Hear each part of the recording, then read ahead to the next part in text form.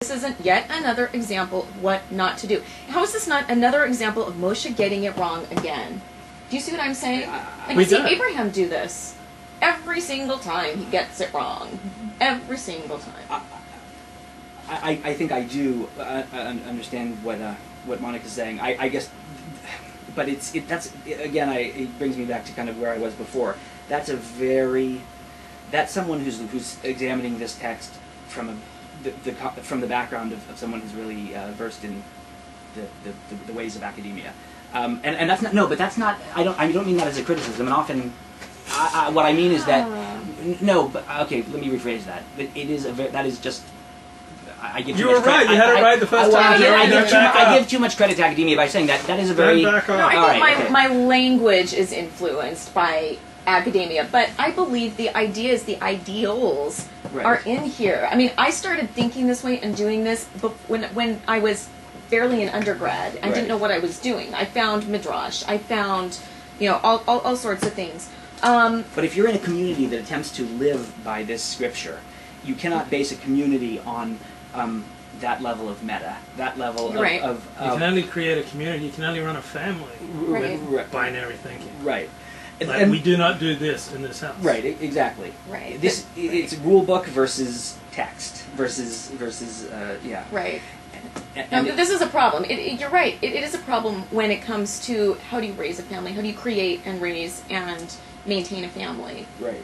Because, you can't, there's this level of, well, there's no such thing as either or, it's all very gray. I mean, I don't know how I'm going to communicate this to my children, quite frankly. I agonize over this. Right. So it's a good point, but I just still think the essence of Judaism is not either or thinking. I mean, I come from an evangelical Christian tradition where it is, and I felt the differences profoundly when I found Judaism. I believe. What is the essence of Judaism then? If it's not either or? Well, if you don't believe in binaries, you can't believe in... Love your neighbor. Well, if you don't believe in binaries, you can't really believe in essences either, I don't think. Oh, God. There's no either or, but there's love your neighbor. That's it. Love your neighbor. Well, all of Torah is love your neighbor. I'm not the only one. Hello, Shammai. All right, well, look, do you think that's the essence of Torah, Joey? Come on. No, I do not. I agree with some of the things Monica is saying. I do feel like I feel like I got a lot of that from my Jewish upbringing. I do not see that in any of the Jewish communities or Jewish scriptures that I look at. I'm kind of left with, well, how did it produce this impulse to genuine discourse when there's all these binary communities and binary scriptures? But okay, and the scriptures don't have to be binary, but they're interpreted that way. Let me say one other thing. As far as the following your bliss versus following your duty.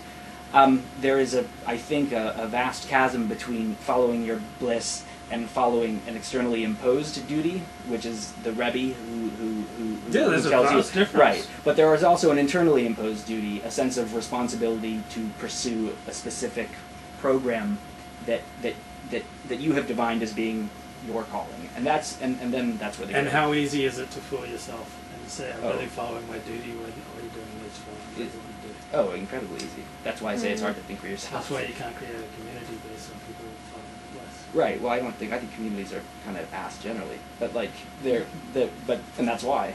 I mean, but you can just do it for yourself. I mean. Hey, let me ask Monica one more question. Like it says in the Torah, don't mix linen and wool. Now you can go through all the Midrash, all the rabbinic commentaries, all the rabbis for 3,000 years, and you'll never find anything that says that's okay. So that seems like really binary thinking to me, and even with all the Midrash in the world. We just haven't gotten there yet. So you think that would be like an evolving advance to start saying maybe that's okay? Is Midrashim not still being generated?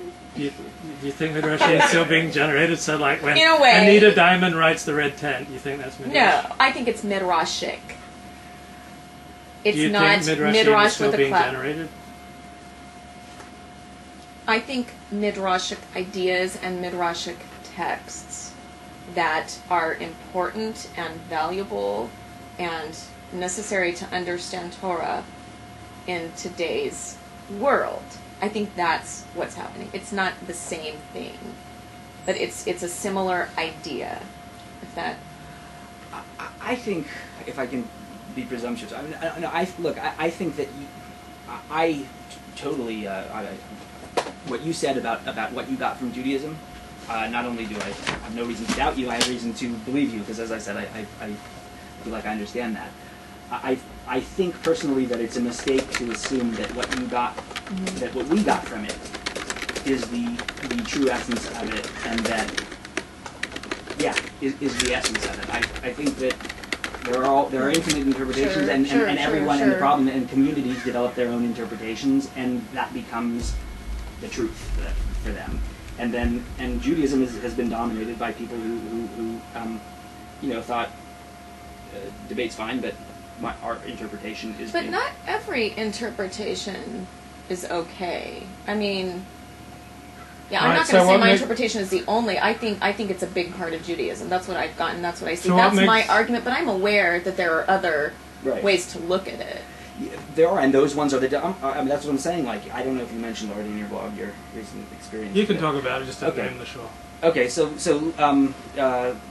people are excommunicated. Luke was not excommunicated. Luke is no longer welcome at his shul. There are the dominant interpretations are binary. When they try to create communities around this book, they come up with very hard binaries, and there are. That's where the human consequences are, because people who rely on those communities for anything are subject to the kind of the violent certainty with which some jackass has decided this is the only way to look at it, and that causes. There's a lot of suffering in that. That's why I say I don't like communities, because the idea of identifying yourself as part of a particular community, then you're dependent upon all those people around you to not do things and advance ideas that you think are bullshit, and you can't control anyone else. You can't control other people's other people aren't like you. So wait, you said some interpretations are not okay. Well, you can't just interpret it however you want. Really? No. Why not? Where do you draw the line? I don't know where that line is, and I hesitate to even say draw a line. I think there is a point at which an interpretation can become transgressive, and I think there's a point at which, let's just say, it becomes questionable and it needs to be discussed. Right. I can't. Well, you don't have transgression without a community that can be transgressed. I mean, if you're a fully self-identified individual, then who are you going to? What's there to transgress, other than other people's shit? What I'm saying is that there's no transgression is not intrinsic to any idea. Transgression is contingent upon the existence of a community that tells you what you can't do, right? I think you're right, but I'm trying to think of a way in which you're not right. Right. Well, that's a cool way to approach things, actually. No, I think you're right, but I'm having a feeling that. No, I think by transgressive, when I use that word, I usually mean it's transgressive because it's hurting somebody else, and it's not love your neighbor. When it's, and I think it's only. I have a theory. It's true. Only transgressive when it hurts somebody else, but often these things do. Okay, here's a question. Well, here's a mini story. I once dated somebody who kept kosher, was very strictly kosher. Well, I brought Sprinkles cupcakes to his house, and he freaked out. Mm-hmm. And I was mortified. Okay, I was shamed. I felt terrible. So, is that a point at which his observance, his interpretation, became transgressive because he made me feel like a big jerk because I had brought cupcakes? Leave them on the porch. Wait, you're the one who was transgressing his. But I didn't know. I didn't know. I was very. I've always been very conscious. I try to be very respectful, but if it's not something that I do, I don't always know all of the nuances. Right. Well, you can never. Right. Right. And so I thought. No, I mean I think he's a coward. Cake.